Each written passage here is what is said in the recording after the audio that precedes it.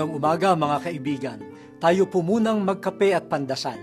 Si Bishop Chito Tagle ng Diocese of Imus Cavite po ito. Sa umagang ito pagnilayan natin, maging maaasahang kamanggagawa.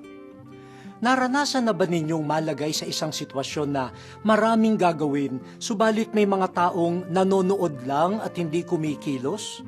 O kaya'y gabundok pa ang gagawin, ngunit may mga taong kapag natapos na ang kanilang bahagi ay hindi natutulong sa ibang may ginagawa pa?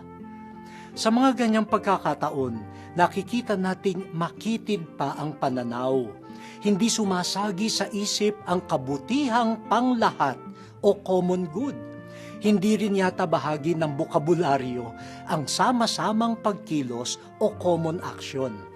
Maraming suliraning dapat harapin, maraming kabutihang kayang gawin.